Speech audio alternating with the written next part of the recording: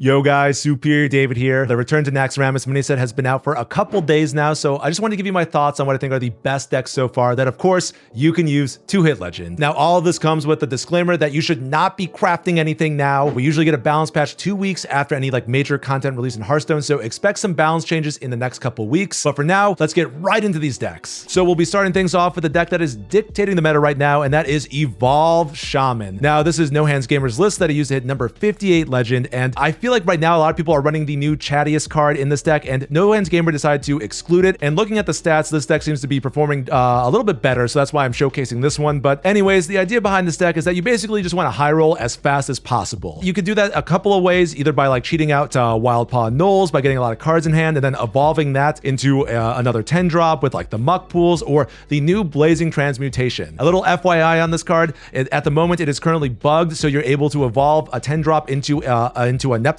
Normally you cannot be doing that, so that will probably get fixed sometime next week. But regardless, I feel like this card is so freaking good because 10 drops are really powerful right now. So having the agency to evolve a Knoll into a 10 drop of your choosing, really freaking good. Also, one note with this card, you could also use it on your opponent's minions, so you can get rid of a pesky taunt to smack your opponent in the face or mess up any deck that's trying to do some death rattle shenanigans synergy stuff. So just really powerful card. And then I guess the rest of the deck, it's pretty much the same as always. We've got Neptulon, who's a really powerful card that you could cheat out early with the Vol'jin, as well as the Glug, who's another monster who can just snowball and just run away with games on his own. And it's funny because I feel we do have an evolve package with the tiny toys and then the convincing disguise, but I feel most games are won just by high rolling with your Knolls, or again by cheating out big old minions using the Shadow Hunter Vol'jin. So this deck right now is very powerful. You're able to high roll very fast against unfavored matchups or more aggressive decks, so you can kind of get an edge there. And then against slower decks, you just have so many ways to reload the board that you stick one board and then you go Bloodlust and then boom, opponent's gone. So Evolve Shaman, very powerful. It is bugged right now, but regardless of that, it's still good, and I think it is just by far and away the best deck in the game right now. But that's not to say that you can't do well with the other decks on this list, because we got some very powerful decks coming up here. And this takes us to our next best deck in the game, and that is Unholy Death Knight. And this is Bunny Hopper's list that he used to hit rank number 10 Legend. And the idea behind this deck, again, same as it was before. You want to kind of just curve out aggressively.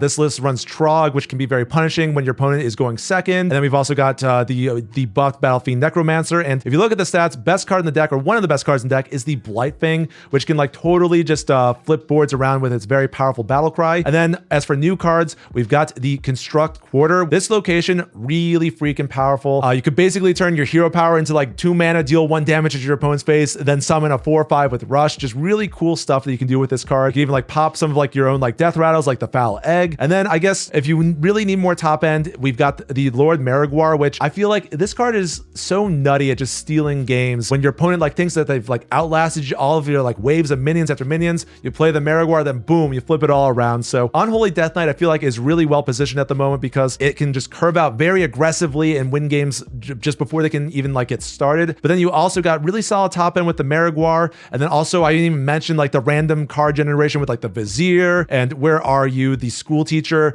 Really powerful stuff you can discover in the Death Knight class to kind of just scam games that way. But anyways, I don't really see this deck going anywhere or changing that drastically, because I feel this list was mostly figured out before the mini set, and we're really just including the Construct Quarter now. So I think this deck will kind of just live and die by how well other decks refine. And it seems there are some decks that are incorporating new cards, especially more aggressive decks, that could stand to give Unholy Death Knight a bit of a run for its money. And this brings us to Imp Warlock, and this is a non-curse build of the deck because we want to be very minion heavy now because of the new No Fins Impossible. This 2 mana spell gives all friendly demons and murlocs a death rattle that summons a 2/2 Imp Lock. This allows Imp Warlock, the minion build, to kind of weather AoE and removal a bit better than before. So I feel you trade in the inevitability of the curses for the consistency of just having stuff on board, which makes cards Vile Library and the Shady Bartender, which were already pretty good, and it makes them even better because you can more consistently get value from them. And the rest of this list I feel is relatively standard. Our top end is kind of light. We don't run the Sire Denathrius like some past iterations have run, instead just opting to top out at the Imp King Rafam and the Dreadlich Tamsin, which I feel these are probably just good enough these days. I feel Hearthstone, the game game it's been moving pretty fast, and Denathrius feels like way too slow. But overall, I think the jury's still out as to whether the more minion-heavy builds of Imp Warlock are going to be better than the Curse builds, because those Curse Imp Warlock builds have been just so consistent in past meta games. But I will say, hey, we've got the new No Offense Impossible, and I think it's just fun to play with new cards when they release. So I recommend just checking out this list just for the fun factor, and we'll find out over the next couple weeks as to whether this build's actually the superior version of Imp Warlock. Now, next up, we've got Quest Priest, which I think is really flying under the radar right now, because if you look at the stats, this deck is actually doing pretty well, and it's uniquely positioned in the meta because it does well against Evolve Shaman, because you can actually deal with their really early game pop-offs with the Light It Burns or Shadow Word Ruin, or like going into the mid game, you've got like Zyrella and Light Bomb, and of course the monster of them all, the Whirlpool, to just wipe opponent's board. So really good against Evolve Shaman, but at the same time, this same AoE like Zyrella, Clean the Scenes, also makes the deck good against aggro. And so I think right now the meta is very much like everyone playing Evolve Shaman, and then a lot of people who are playing aggro decks to kind of farm people who are trying to experiment with new stuff. So if you want to farm both of those people, play Quest Priest. You never really need to play the quest reward with this deck. I feel like most games will end much before then, especially since we've got the Plague Spreader, which could help disrupt some more combo-y decks, which will give you a hard time. But again, the meta is mostly shaping up to be Evolve Shaman and aggro, and I think over the next coming days you'll probably see more control decks start to enter the fray as well, to try to beat up on the meta tyrant, so to speak. And now finally, to round out the list, we've got Pure Paladin, and this is a build that incorporates some of the new Menagerie cards like the Pure Raider, which is the 5-mana 4/6 taunt battlecry. If your deck has no neutral cards, draw a minion of each minion type. And so because we're running the Pure Raider, we run the new Goldwing, which is actually a really good card. I was playing it in a Dragon Pally list, and it's kind of nice because Paladin really struggles to play from behind. Once you lose the board as a Paladin, you are struggling, and Goldwing allows you to kind of get back on the board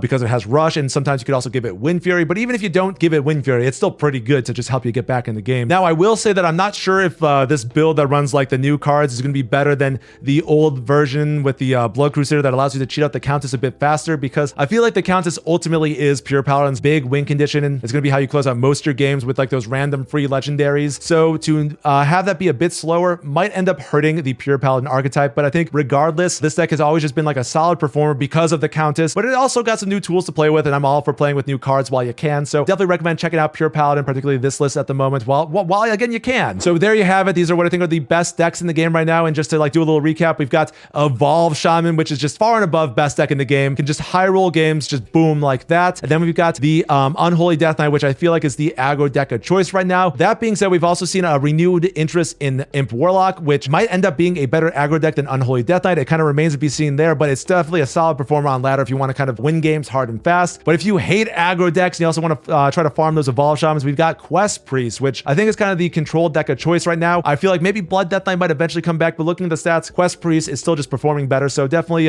play Quest Priest if you want to farm any of these decks here. And then to bring it on home, we've got the Pure Paladin, which I feel like is just a solid performer that I always enjoy coming back to time and time again in Hearthstone these days. And I think you could still do well with on ladder. So if you want a fun time, definitely check out the Pure Paladin. But with that, guys, that's going to be it for me today. If you enjoyed this video, make sure to hit that like button. Also subscribe to the channel. And in the meantime, stay superior. I'll catch you all next one.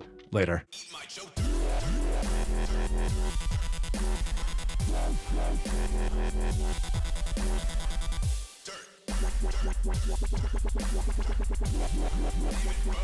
Get that